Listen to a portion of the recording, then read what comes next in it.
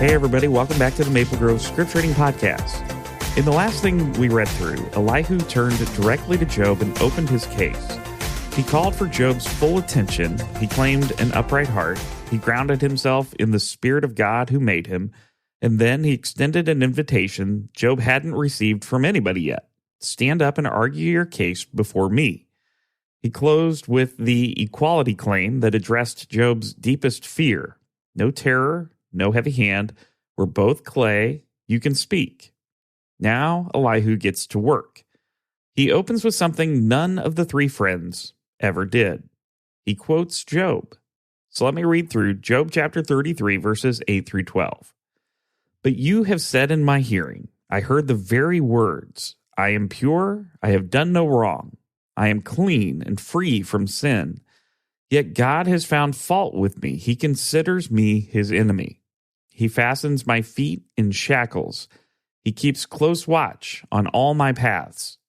But I tell you, in this you are not right, for God is greater than any mortal. So, starting with I heard the very words is not a small thing. Eliphaz, Bildad, and Zophar argued with Job for 30 chapters, but they never once quoted him. They made accusations, they appealed to tradition, they told him what he must have done based on what he was suffering. What they didn't do was engage what Job actually said. They argued past him, not with him. Elihu has been sitting in that room the entire time listening. And now he shows what careful listening produces. He doesn't summarize Job's position in general terms.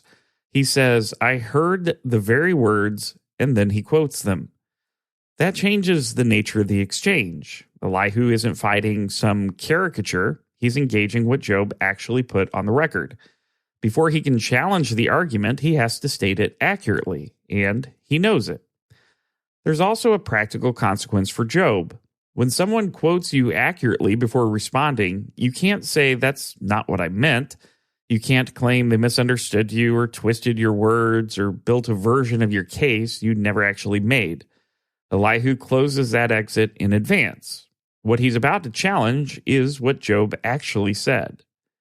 Elihu quotes 4 things Job said in verses 9 through 11, and none of them are distortions. Job said he was pure and had done no wrong. He said he was clean and free from sin. And then he said God had treated him as an enemy anyway, finding fault, fastening his feet in shackles, keeping close watch on all his paths. These track directly to Job's own speeches. In chapter 9, Job said that though he were blameless, God would prove him guilty. In chapter 10, he told God directly, you know I am not guilty. In chapter 13, he said he would argue his ways to God's face and asked why God had set him up as an enemy. And Job 13:27 is so close to verse 11 here that Elihu is essentially quoting it word for word, where he said, you fastened my feet in shackles and keep close watch on all my paths. So Elihu has been paying attention. He isn't summarizing from memory or constructing a composite out of the general drift of what Job said. He's citing the record. The specific word the NIV translates as fault in verse 10 is the Hebrew tenuah, which means pretexts or occasions, the kind of reasons someone looks for when they want to bring change. Job's claim is that God has been manufacturing reasons to treat him as an enemy, looking for openings against him. The imagery is of a hostile prosecutor rather than a just judge. And that word enemy appears in Job's own mouth in chapter 13, in chapter 19, and in chapter 30. The claim that God was treating him like an enemy was one Job made repeatedly and with force. Elihu has heard it every time. Here is where Elihu separates himself sharply from the 3 friends. They heard Job's claim of innocence and said, well, you're wrong. You've sinned. Confess. Their whole approach was to attack the premise. Job said he was clean. They said he wasn't. That's the debate that went on for 30 chapters without resolution. Elihu's charge in verse 12 is different. He doesn't say Job is wrong about his innocence. He says Job is wrong about something else entirely. In this you are not right, for God is greater than any mortal. The this he's pointing at isn't Job's claim to be pure, it's the structure of Job's argument. Job had set up the dispute as if he and God were legal equals who could appear in the same court and weigh the same evidence. The logic ran like this: I'm innocent, God is treating me as guilty, so God owes me an answer.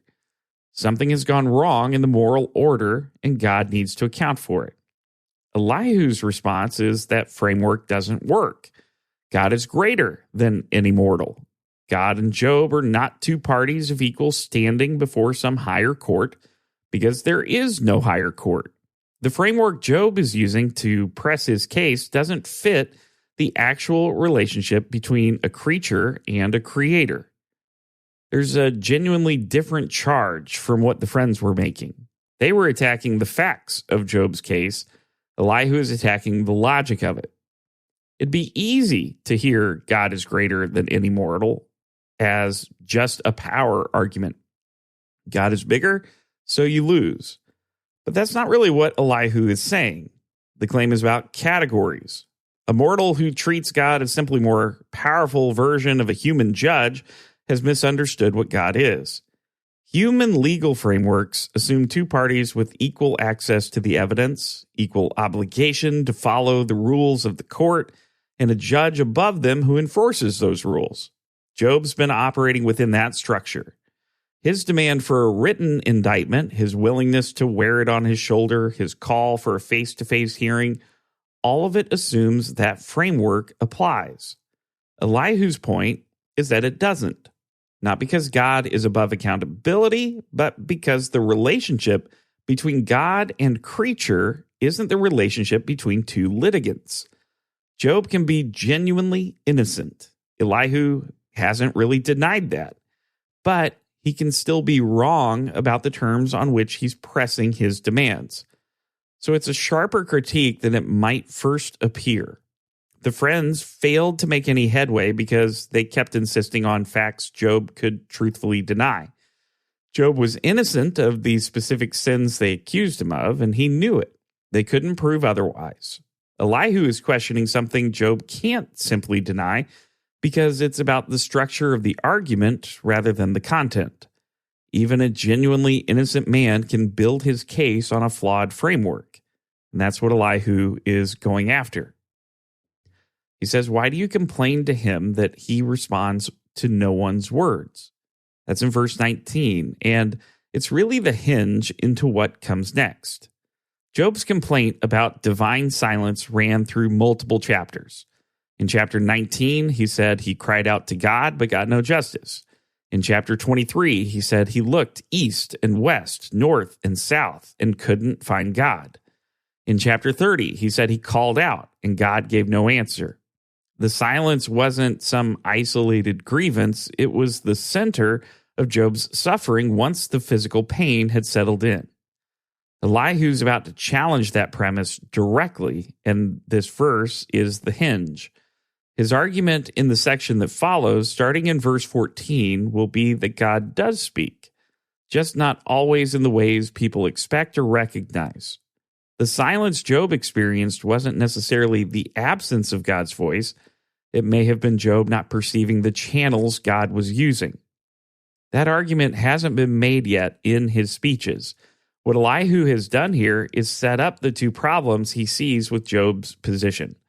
First, the framework. God is greater than any mortal, and the legal structure Job built his case on doesn't apply. And then second, the premise. God does respond, Job just hasn't recognized how. Both of these will get developed as his speeches continue. For now, Elihu has done what none of the friends managed. He quoted Job accurately, named the specific thing he believes is wrong, and offered a reason for it that doesn't depend on proving Job a sinner. The friends tried to win by tearing down Job's claim to innocence. Elihu is trying a different route. He's going after the logic that holds the whole case together. It's a fresh angle, and Job is about to get an earful of where it leads. So next time we're going to go through verses 13 through 22. Elihu argues that God does speak, and he lays out two ways that God uses: dreams and visions in the night, but also physical suffering.